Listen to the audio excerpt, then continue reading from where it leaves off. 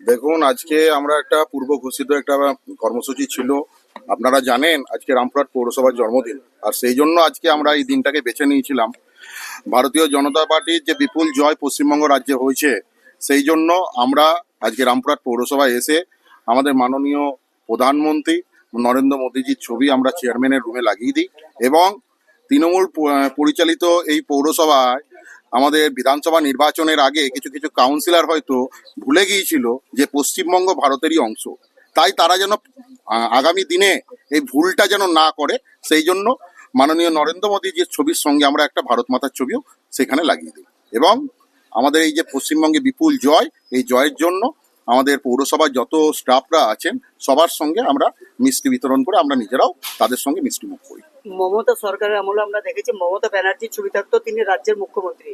এখন শুভেন্দু অধিকারী রাজ্যের মুখ্যমন্ত্রী, তার ছবি নাই কেন? ভারতীয় জনতা পার্টি এবং তৃণমূল কংগ্রেস, একটি হলো ন্যাশনাল পার্টি, একটি হলো আঞ্চলিক দল।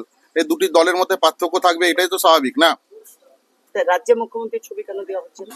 সেটা পরবর্তীতে, এখনো পর্যন্ত আমাদের কাছে মাননীয় নরেন্দ্র মোদীজি যেহেতু দেশের প্রধানমন্ত্রী, ওনার স্থানই আমাদের কাছে সবচেয়ে উঁচুতে, সেই জন্য ওনার ছবি আমরা লাগাই। বিভিন্ন সরকারি প্রতিষ্ঠানে বিজেপির কর্মীদের লাগাতে হচ্ছে এই ছবি, এই দায়িত্বটা কি সরকারি কর্মচারীদের ছিল না? দেখুন, বিগত 15 বছর ধরে সরকারি কর্মচারীরা এই মাননীয় মুখ্যমন্ত্রীর চটি চাটতে ব্যস্ত ছিল। সেই জন্য তারা ভুলে গিয়েছে যে এখন তাদের আর মাননীয় আর নেই। আজকে আমরা দেখেছি টিভির পর্দায় মাননীয় নিজেও বিশ্বাস করতে পারছেন না যে তিনি হেরে গিয়েছেন, সেই জন্য ভুলভাল বকছেন।